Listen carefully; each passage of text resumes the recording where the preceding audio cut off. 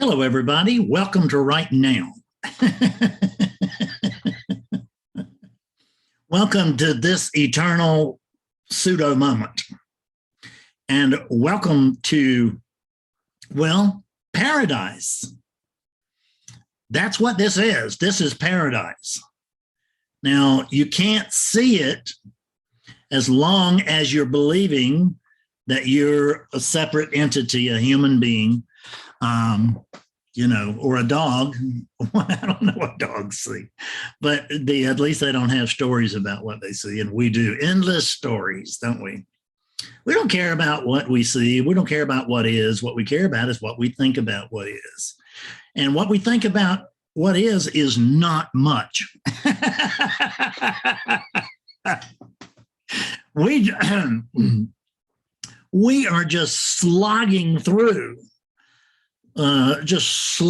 through paradise. Because what the thing is that if wherever you are in your spiritual journey, if you will,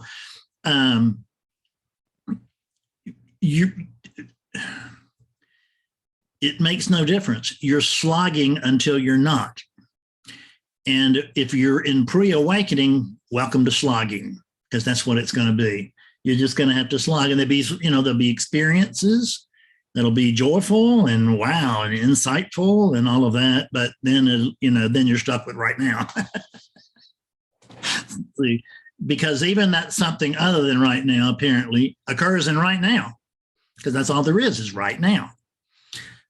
So, but this right now left to itself is paradise. And the funny thing is that this right now is already left, if you will, it's one without a second. It's one without comparison. It's one without alternative. It's just this. See, what is enlightenment? There, that's enlightenment.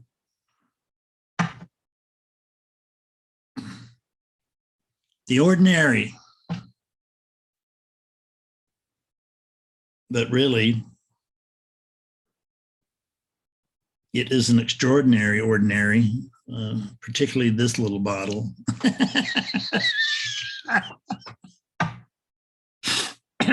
This is paradise.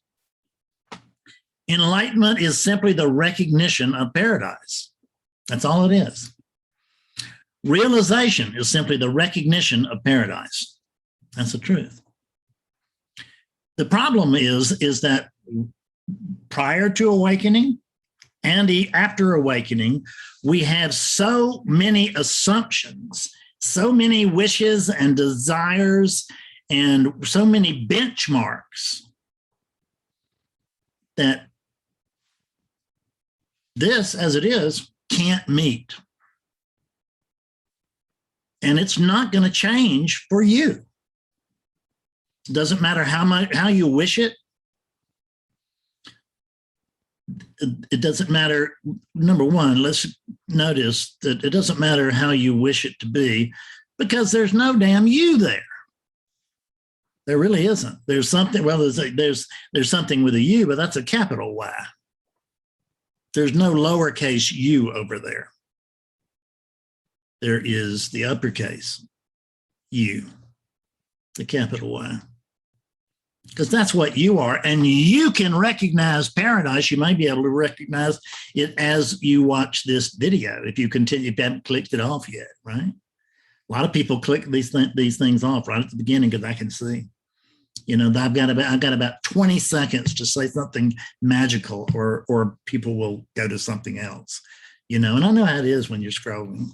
But still, God Almighty, spiritual teaching, give it a couple of minutes, would you? See if I've got anything of value for you. But the problem is the expectations are so high for this video that I can't possibly meet the demand. Isn't that weird? Is that even the expectations for this stupid little video are so high. There's people out there thinking, oh my God, he's going to wake my ass up today. Is that true? It will be true probably for some. But if it's not true, you don't need to think that it should be, because it shouldn't be. You're always exactly where you're supposed to be. It's the law. You cannot be otherwise, or otherwhere. You cannot be otherwhere. I like that. So, you, in what you're doing, pay close attention to what you're doing. If you pay close attention to what you're doing, you'll find out you're doing what you're doing, and it's just, and that's all there is. And you're not really doing it. There's nothing being done. There's nobody to do it. But but what we'll do is we take that absolute view and then we try to apply it to our relative lives. You can't imagine how many emails I get where this confusion has taken place. Where, Fred, I woke up and now I don't want to, I'm not motivated anymore. Because why? Because paradise doesn't meet my expectations. It can't, because your expectations rise at every moment. Because this eternal now in your mind is just a benchmark. This is just the moment so that we've got to endure until we get to the real moment, the special moment. Whether you're awake or not, but if you're pre-awakened, God Almighty, I feel for you, because, I'm talking about something you can't yet see, but maybe you can see it and you just don't want to accept what you're seeing. Actually, that is the case. That is the case. You recognize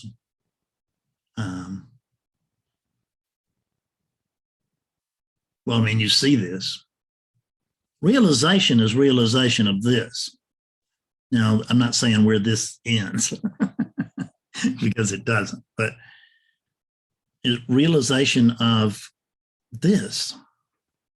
It's the recognition that this moment, just this one, you don't have to agree with anything else, but just notice that this moment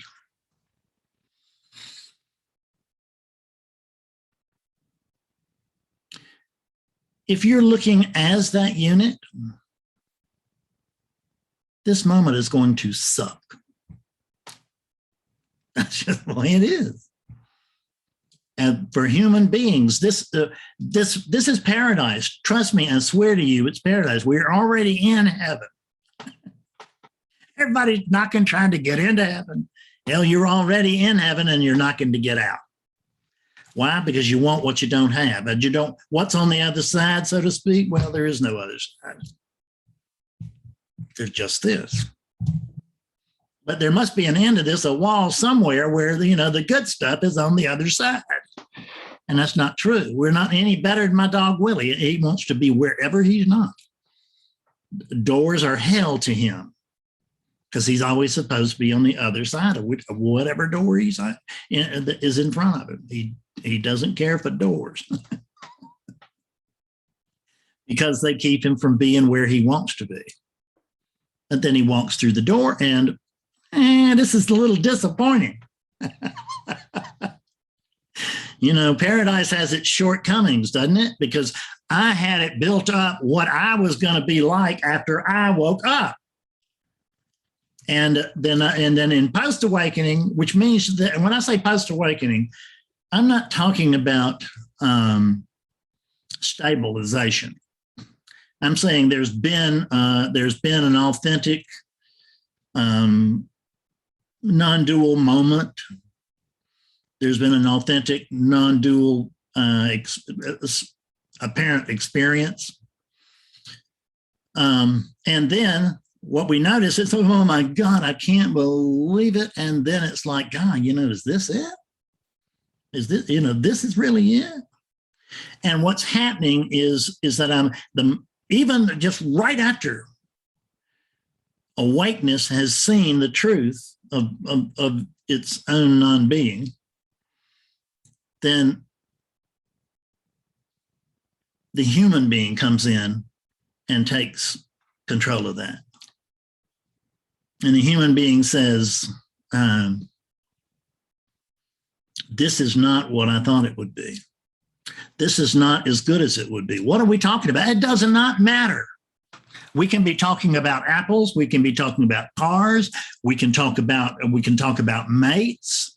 This mate, really, she's a good mate, but she's got a younger sister, looks just like her, but she's younger. Whatever. It makes no difference. It is a world of whiners. And that's not relegated to non-dual seekers and awakened beings. It's not. It's the whole damn world. Well, I mean, most of the world. There are communities where they're not looking for what's next. Because that's our problem, is what's next. What's going to happen right after this? Why don't you take a look at this first? This is not the springboard for that, which meaning your imagination. This is not a springboard so that will carry you into the heart of what you have imagined awakening would be. Imagine of what you're imagining what the world will be after awakening. And because most people, when they wake up, I mean, it doesn't last long. You've probably woken up, almost certainly, but you didn't recognize it when you had it. When the recognition, you didn't recognize when the recognition was taking place. And there's always a sense, if I had something, I lost it, or I'm missing something very important. I don't know what it is, but I know I should have it, this, that, and the other. And what is that? It's what's next. That's what it is. That's our disease. What's next? Cartoon I think I've told you about before, which is old Zen master young and Zen initiate, and they've been meditating, and they're done, and the initiate has apparently asked the old Zen master a question, and oh boy, we have dogs. We can add this to our video. Isn't that great? See, this is what is. I can be thinking, those dogs shouldn't be barking, but they are. So what they did was exactly what was supposed to happen. This is exactly what it's supposed. That's not an interruption of what's going on. That's part of what's going on. There's no interruption, actually, because there's no time. There's this timeless now, but this now I know is actually outside of time. And the now that you want to know or do know is also outside of time. Because there are people watching this who know exactly what I'm saying. I know plenty of them. These are awakened beings. Walk the planet like everybody else, but they're just not like everybody else because they're living in a different world. When you're living as a separate unit on this planet, man, well, in truth, you can't even survive as a separate unit. You've got to have other units. So, I think that's true of most hermits too, is that they probably take a little something with them, and where'd they get it? Because somebody made it, somebody did this or that and the other, somebody gave it to them, or they bought it before they gave up money or something. I don't know. Maybe they didn't give up on money. Maybe they got plenty of money. Maybe they're a hermit. They're still waiting for what's next. Because that's the reason, that they say, there's no need to go into the forest and live in order to find the answers to these questions, because they're not far away. They're right here. All the answers that you're seeking are right here.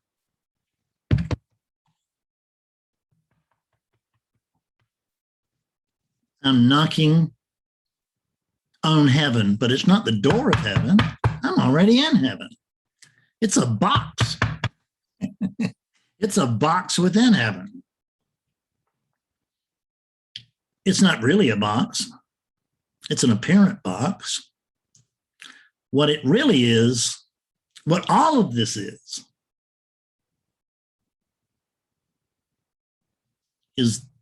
when everything is at a certain frequency. When the no thingness, when the molecule soup, I had a client say, I love it. When the molecule soup is at a certain frequency, worlds like this appear, and they're populated by things like this. But they just appear, they aren't. So the problem is that we spend all of our time complaining about what is, which is the only thing we're ever going to see. You're never going to see what's next, and you're never going to see or live in the past. If you go into your head and relive the past, you're doing it right now. If you go into the future, when are you doing it? Right now.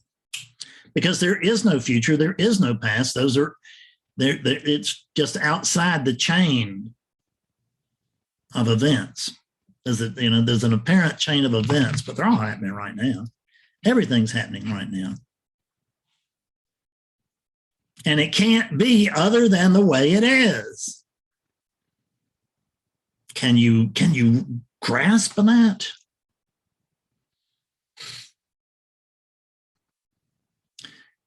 This is it. Now, do I mean that manifestation is it? Well, I can't tell you that it's not it, but I can tell you that it's not.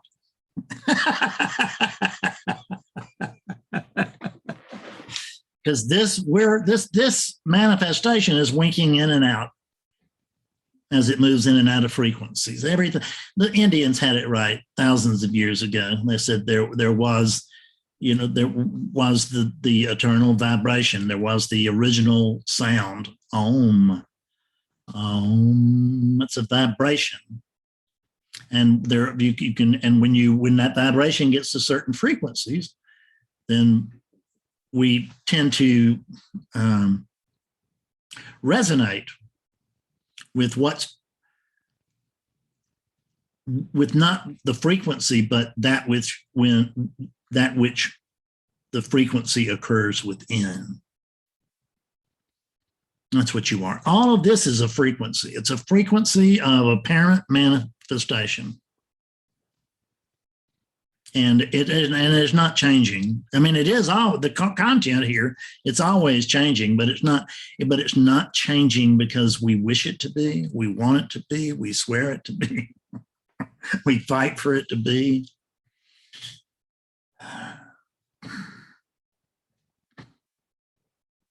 Look at Putin in Ukraine. He had a wish.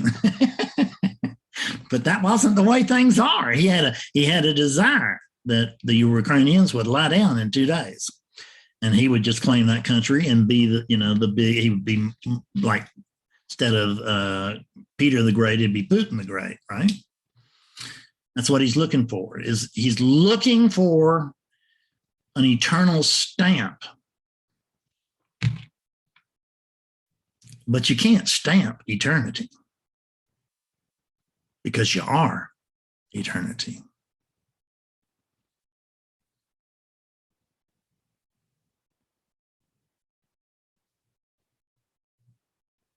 You can't stamp the infinite.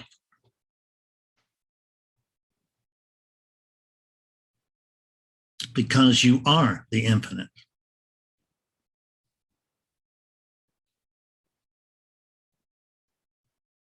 You can't see the eternal very soon. Because that's just what I'm telling. This is the old Zen master telling some of the young ones,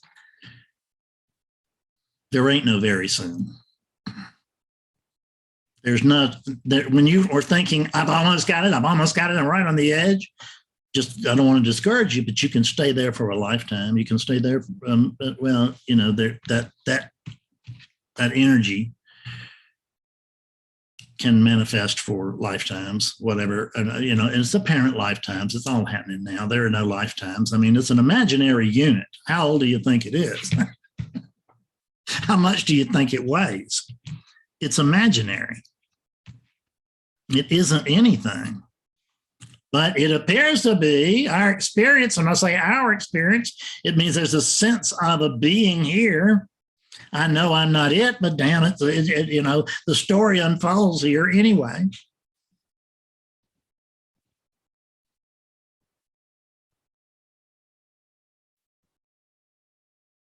The unfolding that's happening, that appears to be happening around you, is you. And when they say that nothing you can see, feel, hear, or touch can be you, well, it's really true. Because what you are is the potentiality for all this. The empty void is chock full of this. But a void can't express anything other than the non. I don't even know how to say what a void is, because I can't imagine what a void is, and neither can you. We try to, and what do we first see?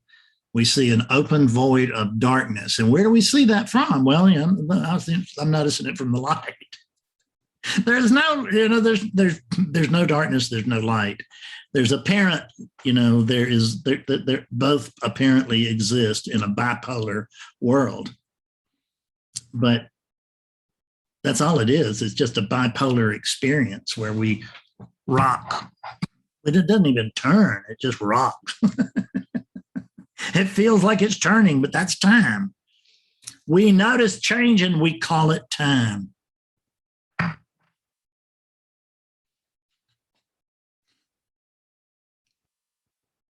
What's changing is, and I can't understand this, and neither can you, so don't even try. Don't try to understand what I'm saying. I don't even know what I'm saying. I mean, I know what I'm saying, but I don't understand it. I don't have a clue. I noticed that there are parts of it that are contradictory. But as Advaita said, you know, if you have a teacher that never contradicts himself, you need to find a new teacher. Because you can't talk about this and not contradict yourself. You, I, that's contradiction. It's contradiction to the truth of no thing. But it's no thing appearing as everything. And when you really believe that you are one thing within the everything, Jesus, you are so far down the line of truth that the only result that can be is suffering. And how do we notice suffering? Because there can be moments of joy. If there's been an experience of joy, then you can know suffering. And you will know suffering more often than you will know joy, or more deeply than you will know joy. I had plenty of good days that I just never thought about, never learned anything from, never thought about them. Just a great day. Everything's going my way. This is wonderful. Where we learn things is when we notice that, no, everything's not going my way. I am going everything's way. That's the big difference. I am going everything's way. And everything is going nothing's way, which means there is no way other than this way.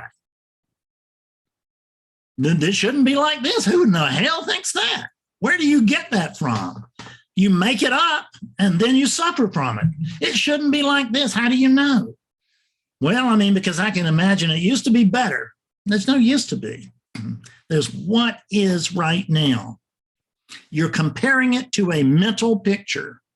You're comparing it to fantasy because your memories are not accurate. Because there aren't, it doesn't work like that.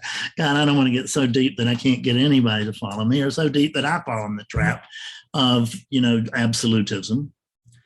Because this experience is important. How do we know? It is. And it can't not be. And it can't not be exactly like this. It cannot not be exactly as it is. I can start wishing that that little statue is blue. And it's not going to be blue. And I can sit here for 2 years and it's not going to be blue because I've sat here for 5 years. I was never really wishing that it would be blue. But it wouldn't be bad if it was blue, like, a Krishna type blue. That'd be very spiritual, very Hindu of me. What nonsense. It is as it is. What is this? What is this? Excuse me. Ganesh. It's a statue of Ganesh. This is an expression of perfection. But the perfection that we're talking about is not one side of an opposite. This is one without a second. Yeah, imagine there's a million of these around the world, but there's still one without a second, because there's not one around the world. There's only this one. And if you've got one and you're looking at it, there's only that one in your world. See, we don't share the same world. That's where we make it. That's what we fundamentally misunderstand. We don't share the same world. There's no objective world out there other than the constructs in your mind. And what you notice is that there is this imaginary next, there is this imaginary more, and this falls short of it. This is disappointing. I'm disappointed over the shortcomings of paradise, because I can tell you, I know it's paradise because I can see that it's paradise. But anything that thinks it's this, they can't see it. When I'm looking through the body instead of as the body, and the way you can do that experimentally is just imagine that this energetic presence that you can feel in the head, you can feel it elsewhere too, but there is a sense that that this head has something to do with it. Take it a half step back behind the body. Let that energy focus be here. Let your inner vision start here and include this unit in oneness. What do you think? This unit's the one thing outside of oneness? I thought your unit was the one thing outside of oneness. That's what you've been thinking all your life. But when you're watching this and you think you're watching Fred, there's no Fred. You can't possibly be watching a Fred. And when I say you, what am I talking about? I'm really talking about the eternal you, the only you, the capital Y you, the uppercase you, the divine you. I'm speaking of the divine, and this is the divine. This is the shape of the divine at this moment. And this shape or content will constantly change according to an imaginary character. And as an imaginary character, when I really believe that I am one of these, when I really believe I'm a Fred that never existed, does not exist, and never will, but when I think that I am a character like that, then the same paradise is just not quite it. See, this is it. There's no other it. So there's no possible way that this can be not quite it or almost it. And there's no soon, because there's time. This is timeless. All of it's timeless. You don't have to notice that it's timeless. You can just, because it'll notice. It'll come to your attention. Follow this teaching. It'll come to your attention. And I say that not as a teacher. I say this as a student of this teaching. Because there was awakening prior to this teaching, I guess. I mean, it feels like, when I say prior, it's just, we're just going to be using language here so that we don't go absolutely crazy trying to express these inexpressible truths. But there was awakening to truth, and then there was back and forth, back and forth, back and forth. That's what it felt like. But where does the one without a second go? And where is the you that moves in and out of that? Is that even possible? There's no Fred, and you're not, some of you not, and some of you will come to believe this because you'll see it for yourselves. I'm just asking you to try to notice it for yourself. Try to notice what's actually here. Try to notice what's desperately trying to wake up. Because if it wasn't, it wouldn't be watching this video. There are millions of other videos it could be watching. If you're watching this, I'm going to speak to you now as a unit, so to speak. If awakeness is destined to wake up through that unit, the unit doesn't wake up, but it's going to wake up through that unit and through that imaginary character. Then this is a great place for it to come, because I help people see that there's no, people think that I'm talking from theory when I talk about that there's just this, or that there's an eternal now, or you are the divine, or stuff like that. People think I'm, like that this, what does he really mean? Listen to what is said. That is what is meant. But it's literal. You're trying to make it mystical, and it's not. It's much, much simpler than that. The Zen master would pound his stick. This is Zen. And you have a bunch of students there, and they'd be looking at each other. Oh my God, what does he mean by that? He doesn't mean anything by that. He means this is Zen. He means this is Zen, and this and Zen is this, and they don't call it a methodology. They hate the idea of a methodology, but Zen is a methodology, just like this one. See, I'm the daring fool who went out and called it a methodology, but I did that on purpose because that's what it is. Essentially what happens here is that you could say that there is really a technology, but it's not technology like you normally think of. It's some kind of divine technology, so the divine can recognize itself without going through the ideas of without suffering through time. And there is no time, so it's not you can see it without suffering through the imaginary time.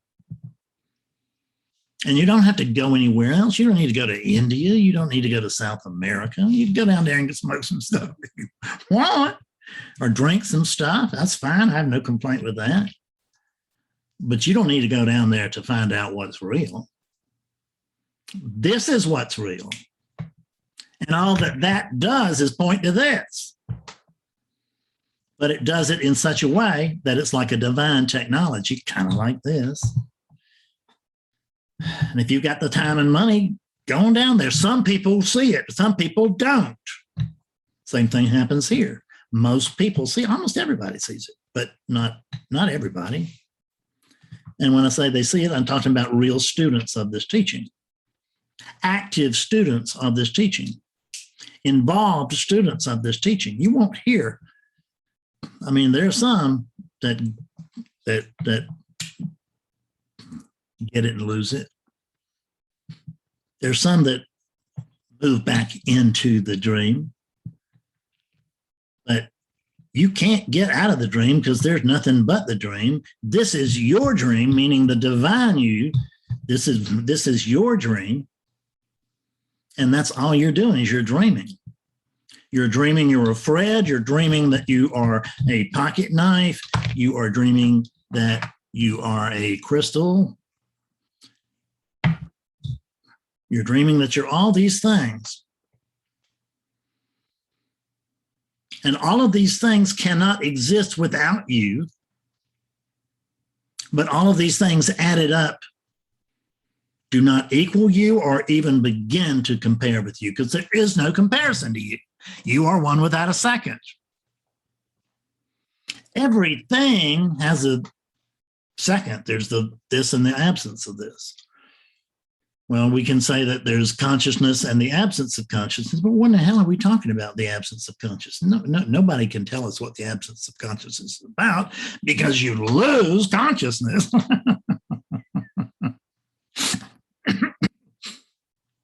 When you go unconscious, so to speak.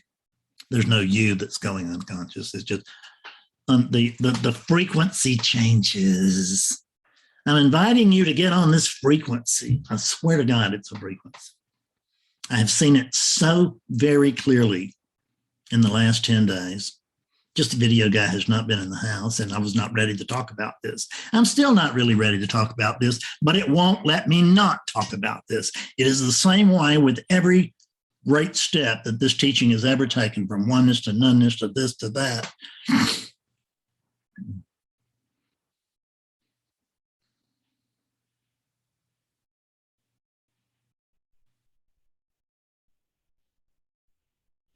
Sit with me for just a couple of minutes. Close your eyes. Notice the vibration. Everything is vibrating. What are these words? They're vibrations. They're apparent vibrations occurring within apparent space.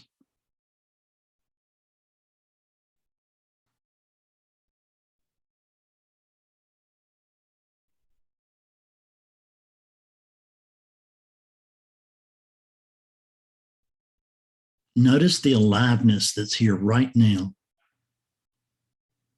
It can be noticed as a vibration quite easily, actually.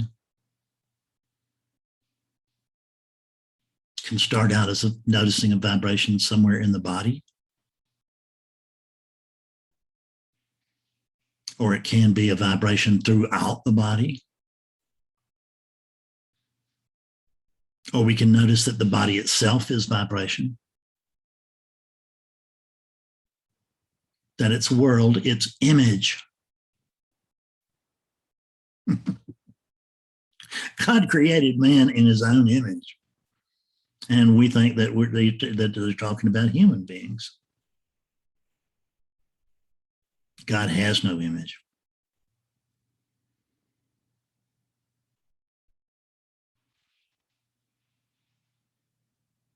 The Jews don't recognize that. The Islamic religion doesn't notice that. Christians do, and it really can make them quite insufferable. But it doesn't mean all Christians are insufferable, because I have some Christians as students. This does not interfere with their Christianity. But their Christianity is Jesus's. It is not the church's. The church's theology is designed to perpetuate the church. You can open your eyes. Notice the vibration. Notice this frequency. This frequency, which I can just feel it radiating. I am that frequency, and that's what you are. So I can feel that what I'm saying is that the vibration can notice itself. That's the sense of being.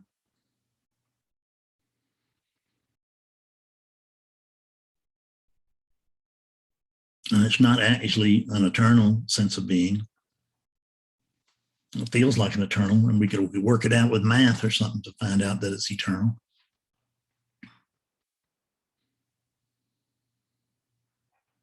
But it comes and goes. It comes with consciousness and it disappears with consciousness.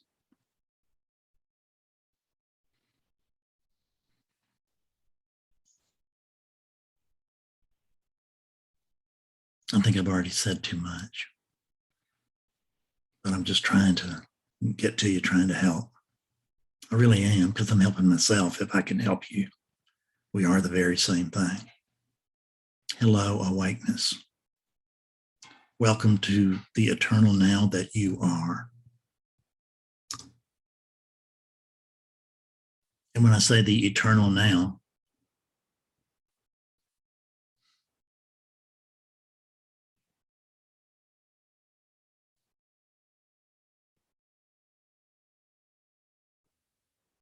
welcome to what at least feels like the eternal now.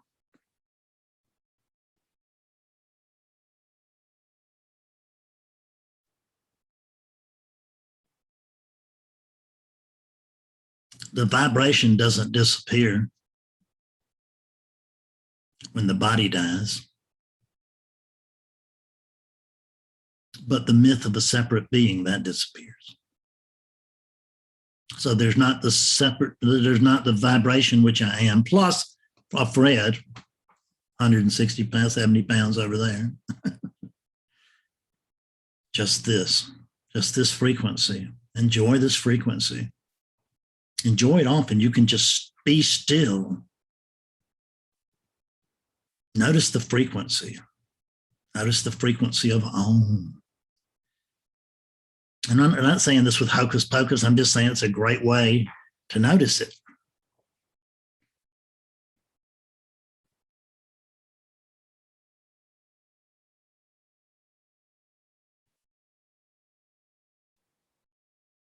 I love you because you are my own self.